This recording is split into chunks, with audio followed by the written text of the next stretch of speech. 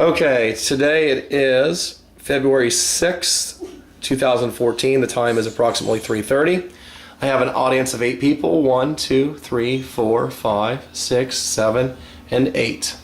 Now I'm going to set up to record the speech.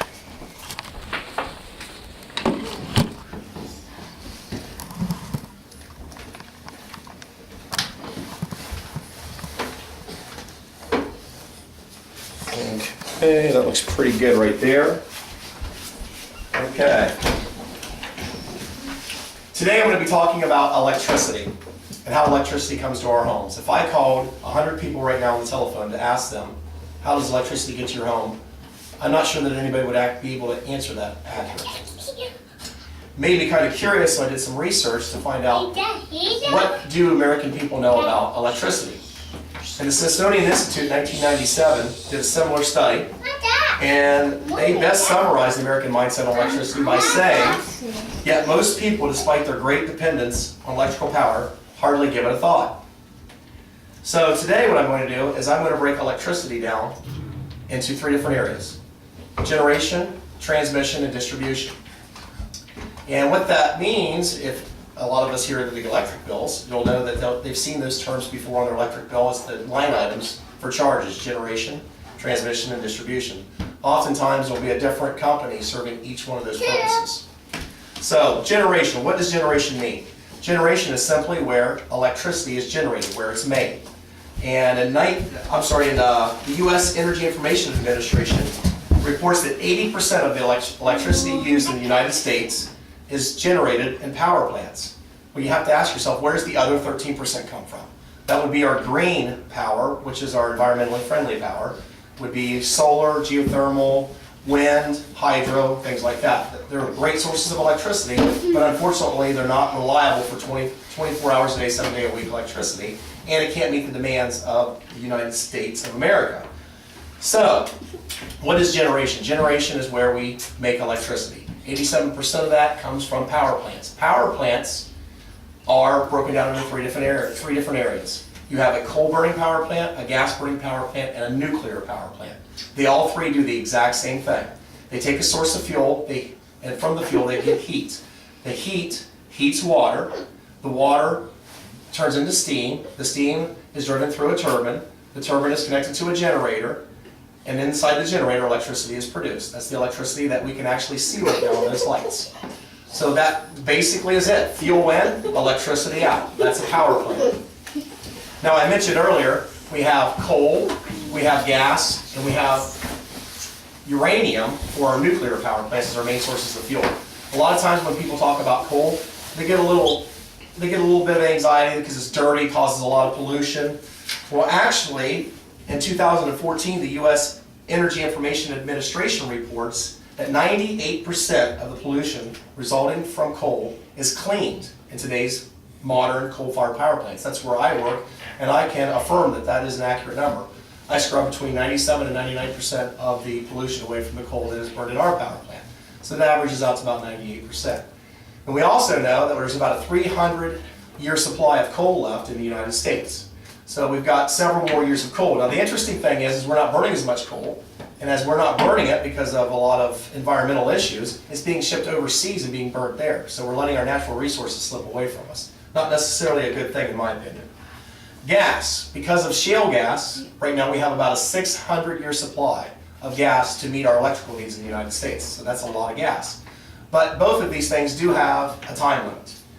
Whereas nuclear, which I think is more interesting, a nuclear power plant uses uranium. And right now, according to AmericanEnergyIndependence.com, we have an infinite supply of uranium in the United States to provide electricity for us. An infinite supply. So that's a lot of electricity, but it's also a nuclear power plant. Problems with nuclear, toxic waste, people get a little upset about that. And interestingly enough, in 2013, the World Nuclear Association reported nuclear power plant waste to be less than 1% of the Earth's total toxic waste. So, by today's technologies though, we can actually drive that 1% globally down to next to nothing because we can reuse the spent fuel in the nuclear fission process. So I'm not going to bore you with those details. I just wanted to vaguely give you an idea of what generation means. Generation means make electricity. Now how does electricity get from the power plant to our houses? Well, it starts with our transmission system. The transmission system is what I like to call the electrical highways and interstates of power. It carries a large volume of power from all the power plants all over the United States. And as a matter of fact, these highways, these power lines, I should say, total almost 500,000 miles. And that's according to the National Association of Regulatory Utility Commissioners. So 500,000 miles of transmission lines. How do you identify a transmission line? What's it look like? Well, it's easy to identify. If you're out driving in your car and you see these large steel structures, oftentimes over 100 feet tall, with power lines on top, that's easily identified as a transmission line. So the transmission system's pretty simple. It's just a lot of electricity, a lot of power flowing from the power plants, about approximately over 500,000 miles of lines throughout the United States. How does that electricity get to our homes, though? The distribution system. The distribution system connects to the transmission system at what we call a substation. And the substation basically steps the electricity down from the high voltage on the transmission system to a more usable and more safe voltage to our communities and to our houses. So the distribution system connects to the transmission system, and I like to call the distribution system, for a good analogy, is just the county roads, the township roads, and the alleys of our electrical grid. And the electrical grid is basically the interconnected system of transmission lines and distribution lines all across the United States. So we've talked about generation, transmission, distribution, and how that gets electricity to that light right there.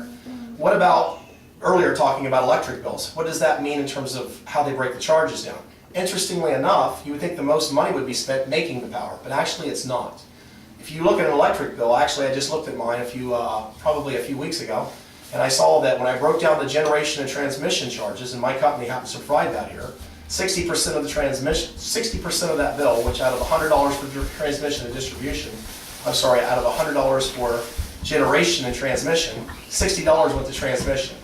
Then I had another $60 charge just for the distribution system. So $120 of $160 was just to get the power lines from the power plant to my home.